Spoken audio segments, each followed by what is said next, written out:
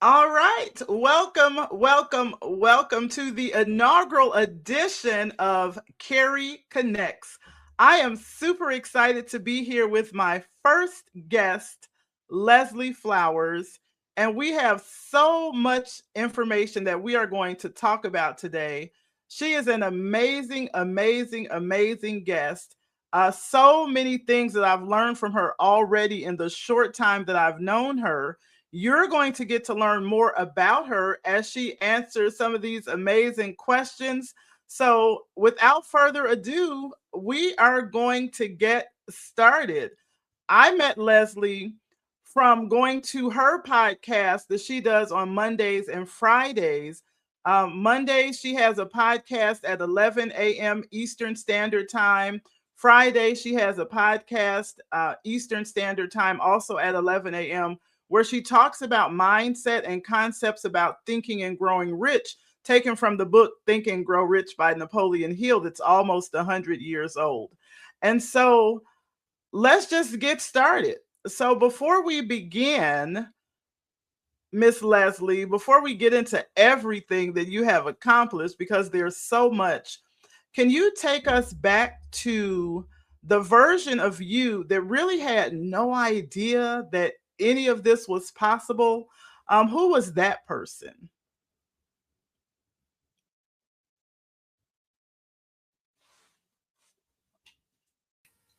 Thank you for having me, Carrie. It's very helpful to unmute. Yeah, I was like, oh no, I can't hear. I know. Oh no, oh no. So, well, when I think back, there really was nothing that I thought I couldn't do, even as a child. And I got in a lot of trouble, right? Because I did things, right? That's really my nature. All the things that have been important to me, I always thought I could do. I didn't know how, but I was compelled in whatever it was and driven to go there. And so I'm really kind of a Pollyanna in a way and step out on faith. And I very often, instead of,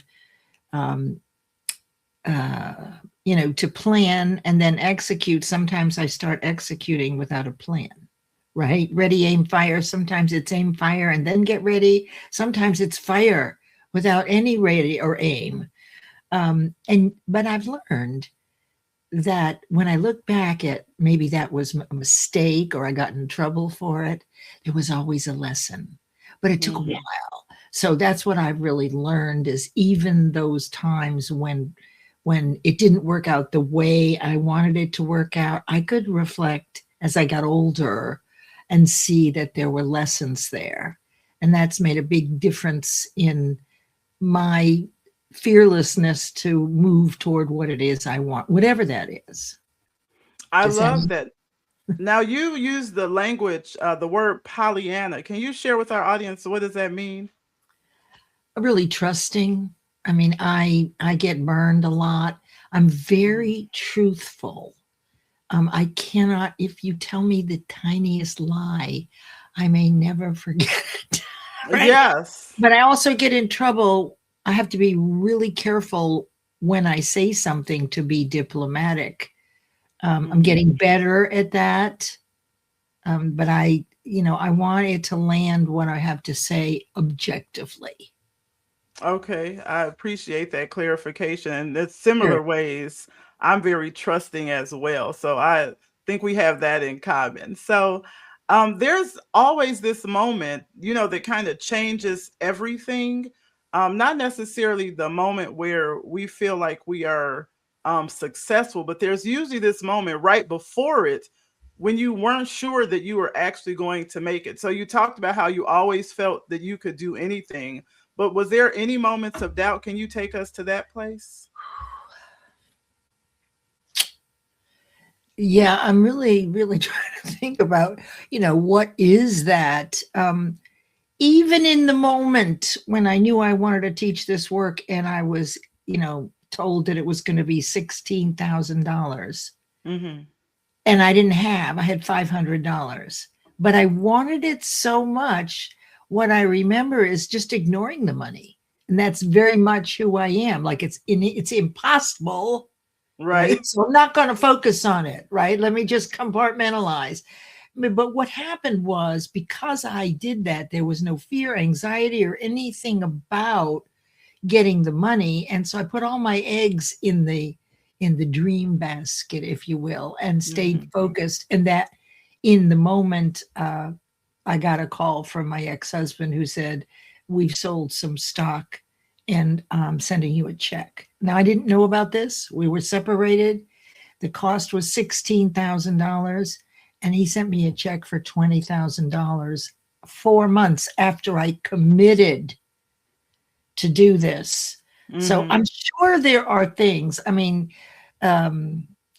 was a trip when I was flying troops into Vietnam in the 60s, and I was gone for 10 days at a time with 2 days in Hawaii, 2 days in the Philippines, drop the troops off in Vietnam, pick up the ones going home, head into Japan, back through Anchorage, Alaska to Travis Air Force Base.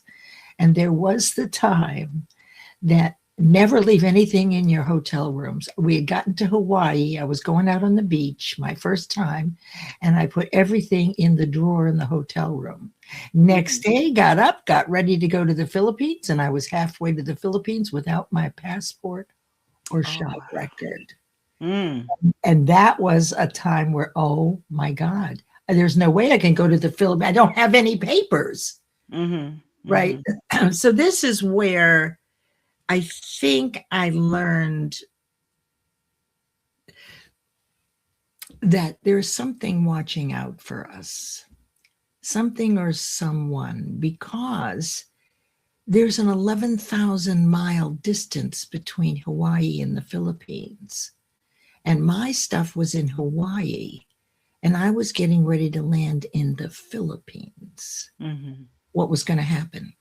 And the pilot radioed the pilot. I guess I got into the Philippines, but I needed the information to go further. And the pilot radioed the pilot in Hawaii for the next flight. And as we traded off, the pilot gave our pilot my credentials and we were able to take off. Wow. So I'm telling you, almost everything that seemed like an obstacle, if I waited long enough, it was always better that way. So I don't know that I've actually answered the question, but you have answered the question. And I love how you talked about when you ask for something and you don't worry about how it's going to happen, it meets you in that moment. And those things seem like they're almost created simultaneously, like the ask and the answer. They are. But I didn't know that until about 10 years ago. Okay. So this is really insightful of you, because now I understand what manifestation is, transformation of radiant energy, exactly how thought energy is transformed into physical matter. I know what we can do and the process to make that happen on purpose, but it actually is. And what you want is completed the moment you decide you're going for it. And then as you visualize and think about it off and on a little bit each day, you imagine already having it, you raise your vibration, and that's visualization. And it's the DNA. So whenever you visualize, you get excited if it's a good thing and not so excited if it's a bad thing. Right. And then you begin to watch how the universe sends you people and opportunities that take you right to where you want to go. And so the amplitude of vibration of feeling great as you visualize is the velocity with which the second fully manifested iteration is moving toward you. So as long as you keep it up, you've started the process. Now, if you give up, that idea goes right back into the universe and someone else gets it. But the fully formed thing is already there. It transfers to somebody else when you let go. So I kind of got off on a tangent there. But no, I love it. That's why I You, wanted you to be the first guest. although you do, you actually, when you get an idea and you fall in love with it and you get really clear about it and you're compelled and your fears are just not, it's like the fear of money wasn't important to me because I didn't have it anyway. Right. So, I mean, I could have stressed about where am I going to get it? Not Mhm. $16,000, maybe 5,000, right? I could get it, right? Without too much trouble. But Mhm. 16, it was out of the question, but I was going. I knew that I knew that I knew. I had perfect faith that I was going. I just Mhm. knew it. So, yeah. And that's a really great space to be in when you are positive and you have that confidence and you have that universal alignment and you just know what it is that you know and nobody can talk you out of it.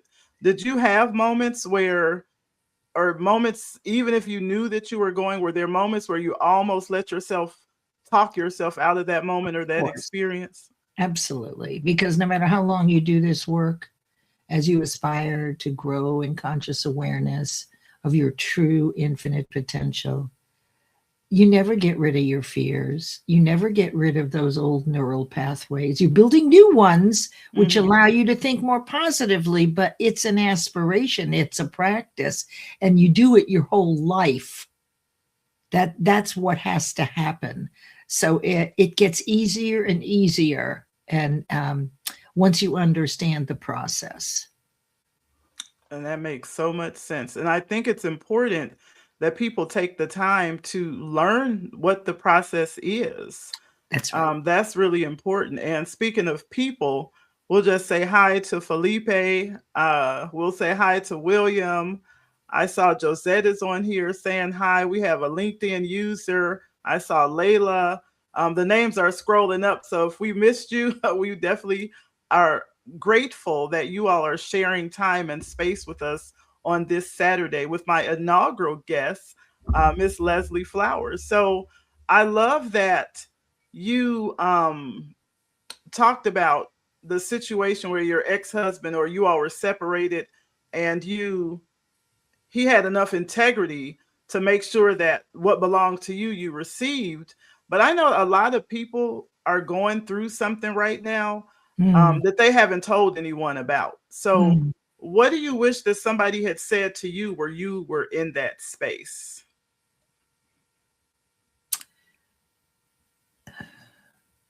It was a very difficult space. Hmm. After a 30-year marriage, it was, hey, Jackie, hey, everybody. It was very difficult. And it has a lot to do with self worth. And this was not my choice, Hmm. right? I fought to keep our marriage together, but both people have to want to.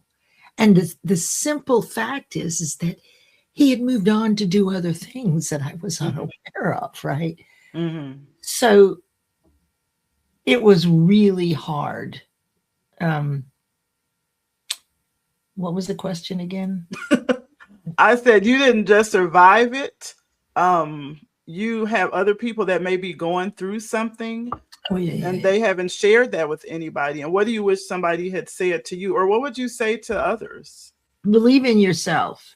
Go Mhm. with your intuition. Find someone that you can share this with, like an accountability partner, someone who will be objective and honest with you, not necessarily a family member, right? A friend, someone who knows what's going on, but who will be objective. You could have a coach. There was a time when I did have a coach. There was also a period of time when I did EMDR therapy. That Okay. was fun because I have a lot of childhood brutality, and I think we all do, right? We all have wounds that we've been working on healing, and but they also represent the lessons we learned. So it's about keeping your distance from reacting and reminding yourself of those fearful experiences, but to also be objective enough to evaluate the lesson, because that's the law of polarity. For every negative, there's going to be a matching positive. So even that's why you hear people say, well, reframe it, right? Well, you're reframing it to the opposite. So Mm. I don't believe in myself. Then you say to yourself, I do believe in myself. You use I am statements. You can put stickies around to remind yourself how great you are, right? If you think about, you can do gratitude, you know, all these things. The trick is that it has to be consistent and not a lot of time, but I've discovered that with myself and my own clients over the years, everybody wants a quick fix. And the truth Mm-hmm. is, there are none.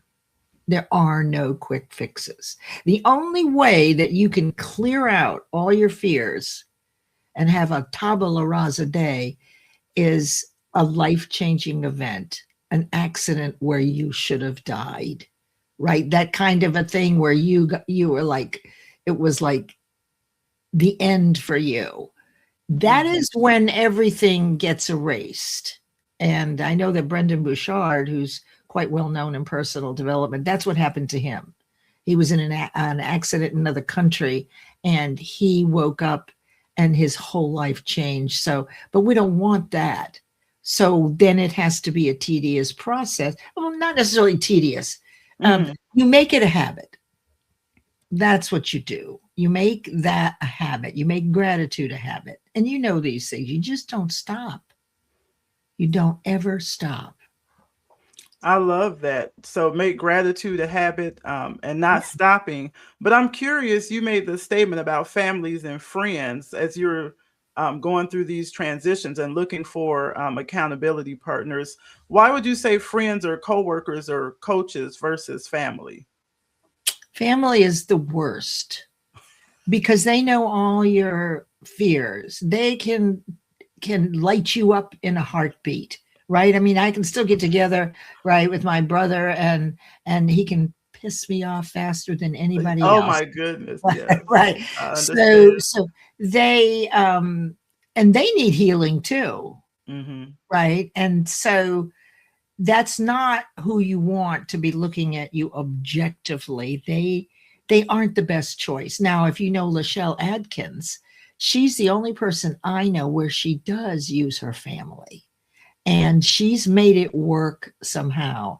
But the truth is, family are typically, for me, with this last 25 years of my life, everybody's grown up, grandkids are pretty much grown, and they're not aware of what I'm doing. So it needs to be somebody who's kind of on the same path as you, like anybody in our community for personal development. If they wanted to be accountability partners with you, they would likely be a good choice, not family. In fact, in Luke, I think it's 4:1 in the New Testament, is you'll never be a prophet in your own home. That I quote that all the time. I don't. I'm an Old Testament girl, but I do know a lot about the New Testament. Right. I say that all the time that you can't be a prophet in your own home. So I'm glad that you brought that up. Because that's important for people to know where to go to find someone that would make a good accountability partner, someone that would be able to say the tough things and not intentionally push your buttons because they know a lot about you. And so I really, really loved your response to that question. Thank you. Um, Thank you. Hi, Jackie. Hi. Is it Torres? These names, they don't stay on the screen, you guys. So if you Oh, say make look, another Felipe says it's easier to say no to a family member than a friend.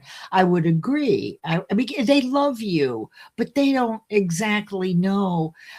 In fact, I'll tell you a really quick story about that. Yes, that's absolutely true, Felipe. When I first decided years and years, oh God, 25 years ago, that I was going to open a chocolate company in the mountains of North Carolina. Don't worry Mhm. about why, okay? But I knew nothing about chocolate. Absolutely nothing. But my friend of mine introduced me to a chocolatier. I rented a chalet. I had no idea what I was doing. That's my nature. I was hurt because my marriage had broken up. So I was in a place of, well, I'll show you, right? Mhm. Before you spend all our money, I'm going to invest in this, right? Just being a petulant child about it, right? And now what I Well, don't I even, what were we talking about? Was I going no, to I share? love that. I love that it's a natural conversation. And what we were talking about is really just how amazing you are and sharing this information with our viewers and our listeners. I see Aaron Gibson has joined us. Hello, PP Erin. Torre has joined us. You said hi to Jackie already. And so Yeah, I really appreciate that people have taken the time to come here and are leaving comments in the comment section, thank you. because it does mean a lot. It helps to build a community. And these are some of the people that may be great accountability partners. And so we'll talk about that maybe a little bit later. But Absolutely. what I hear is that you didn't just survive what you went through, is that you built something from it. But I'm I curious, what did life build in you through that process that could not have been built any other way? Well, I just don't take no for an answer. There are probably several people in this audience who know that about me. Um, Even if I don't know how. Like I didn't know what I was doing with the chocolate company, but it was healing for me. And I just moved forward, taking 2 steps every day. And that is the beauty. Let us say a great story going to chocolate. I know. Oh, what I was going to tell you is my kids. This was about family. Let me finish that Yeah. up. Okay. So we were out to McDonald's, my kids, and they were teenagers at the time. Well, yeah, no. They were out of high school. They were in college. Anyway, I told them about this chocolate company that I was starting, and my daughter said to me, and they had both done the Landmark Forum, which is a transformational weekend, right? Okay. Okay, so um, anyway, my daughter said to me, Mama, what are you doing? You have no idea how to build a business or anything about chocolate. And that was the first time that I got quiet. So if you know Mm. me, I don't get quiet very easily.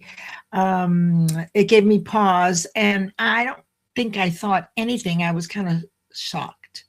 And then when I got home later, she called me. She said, Mama, I am so sorry.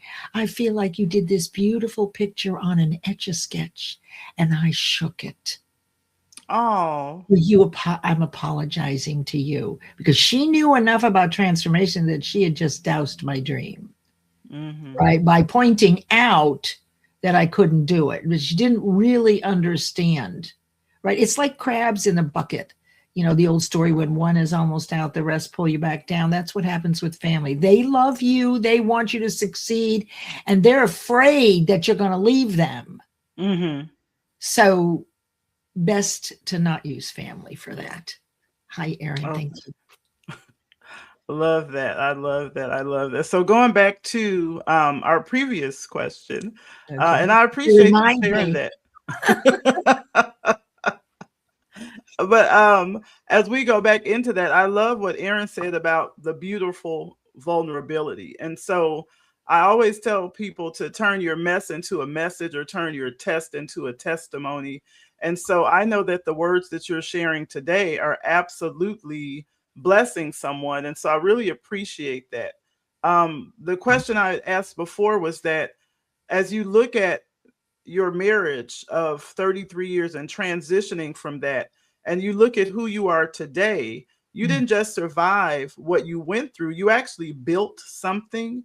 And so we can see the evidence of what was built, but I'm curious what life built in you going through that process that really could not have been built any other way. Yes. Well, I did sit in the dark for a couple of years while I Hmm. worked. I had marvelous pity parties for myself, right? And I did have a couple of girlfriends that are no longer friends because all I did was badmouth him. Hmm. So I really am crawled on my belly like a reptile, like little Egypt, honestly. Hmm. Not the nicest side of me.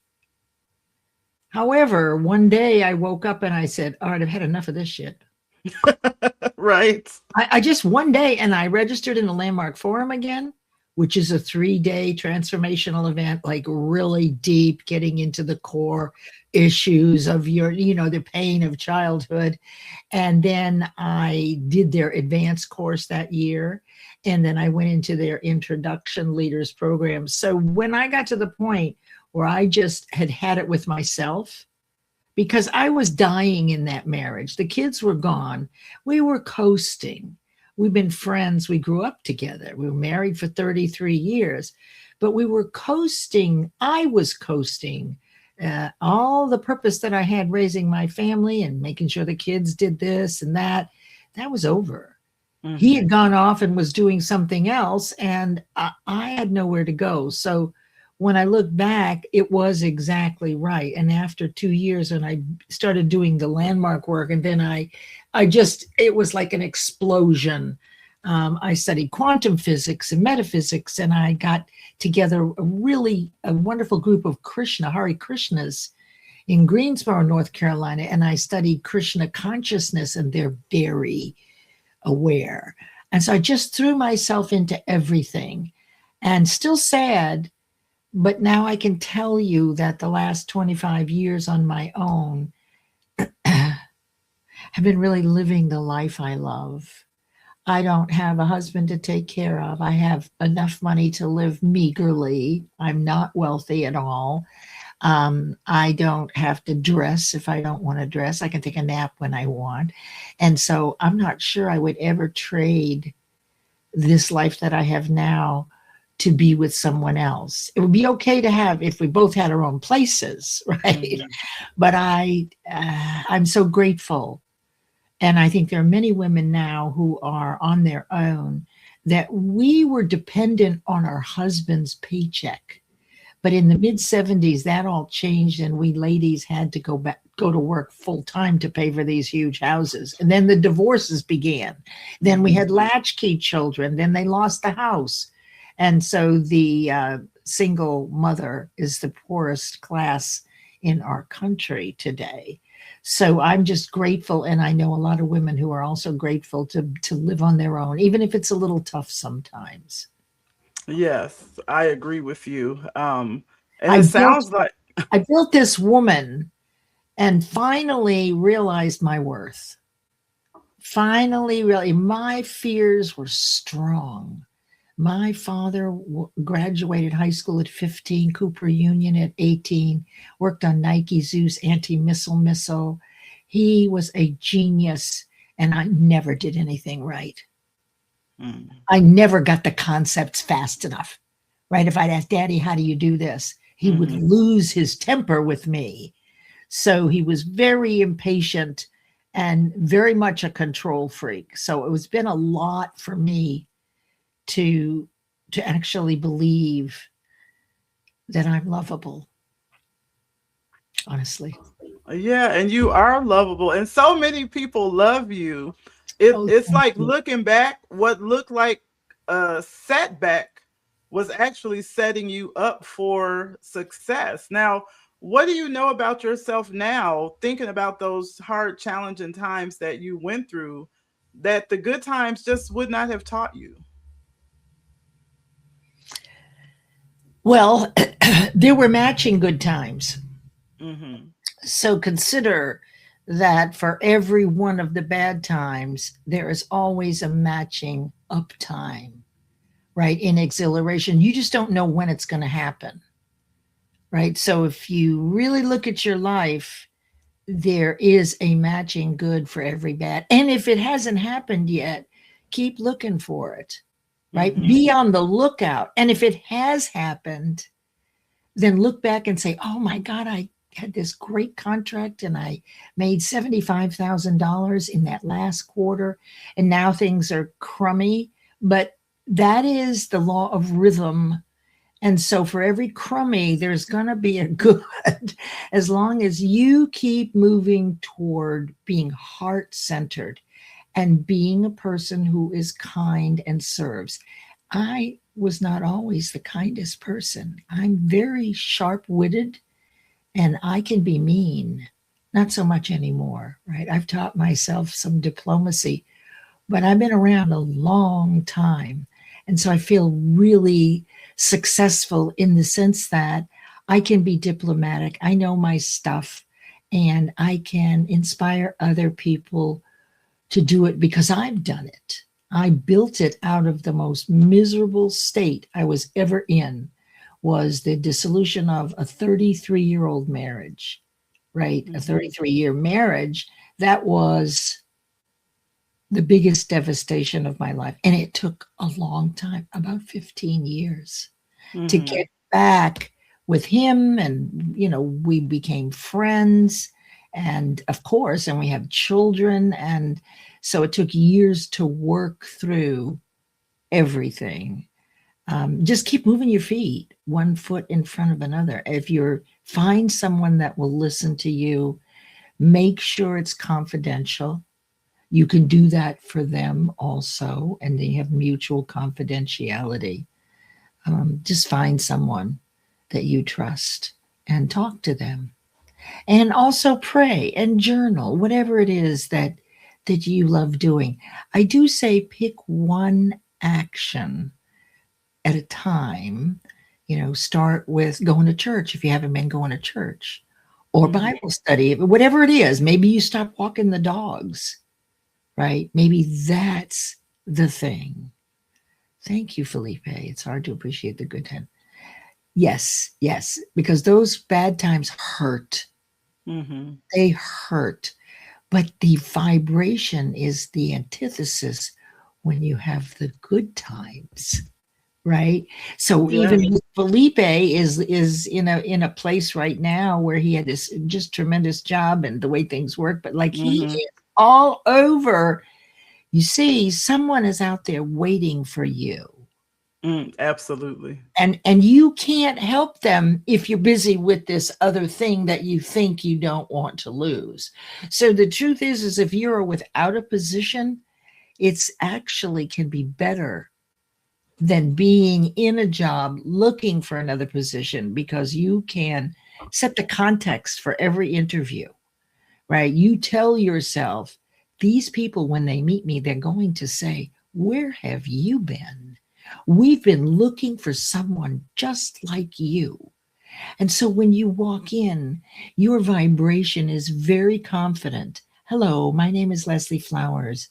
Would you like to hire me? Absolutely, Leslie, Come on, come vibration. or you Right. could be talking to yourself in the car. Oh God, I never should have sent this resume. I just am not really qualified for it. Your vibration slows down. You walk in and say, hi, I'm Leslie Flowers. Nice to meet you. Would you like to hire me?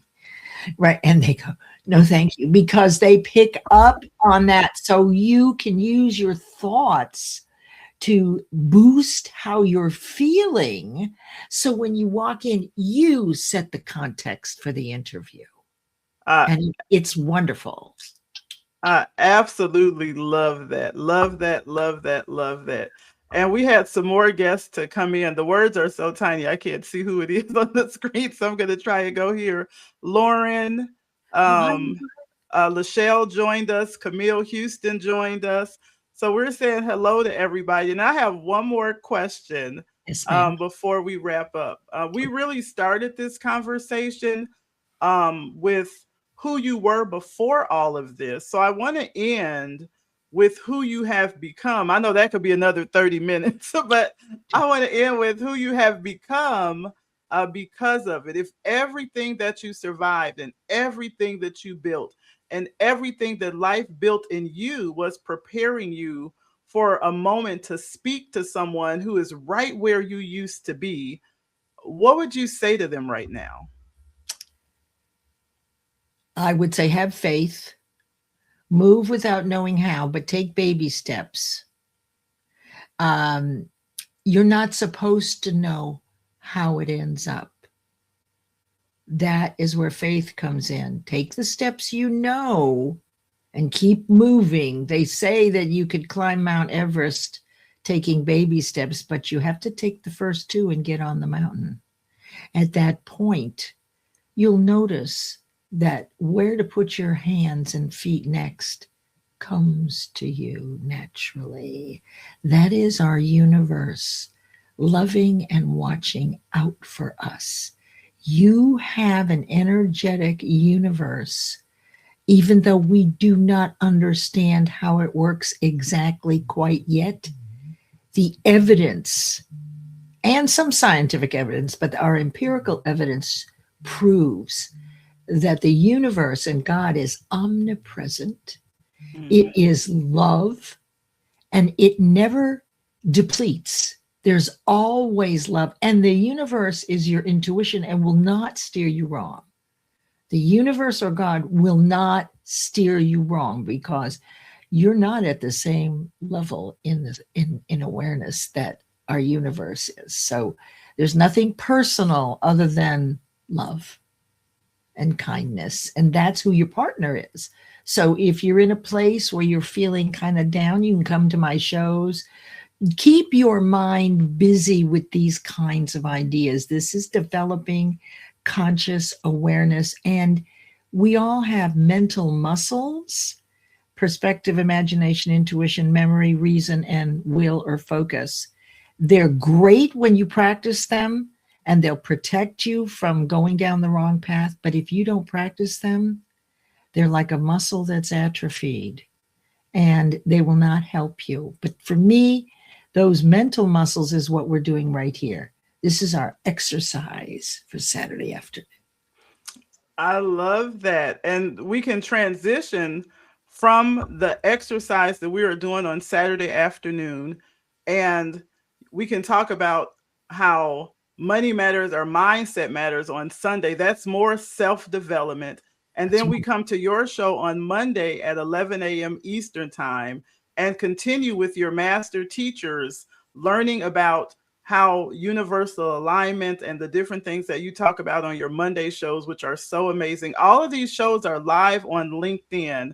And so I want to encourage the audience to reach out to the people who are in the comments. Make sure that you all connect with them.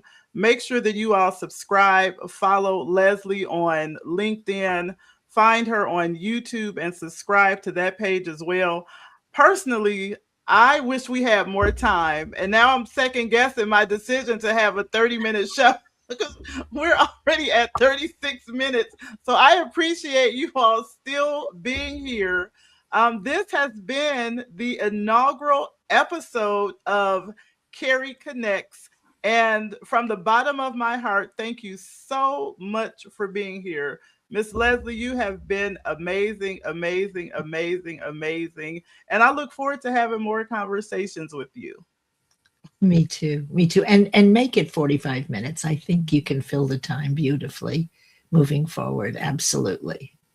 And I will take that advice. So our next episode will be next Saturday, and it will be about 45 minutes. We'll see you all next Saturday. Thank you. Thank you, All right. everyone, for being here. Thank you. Bye-bye.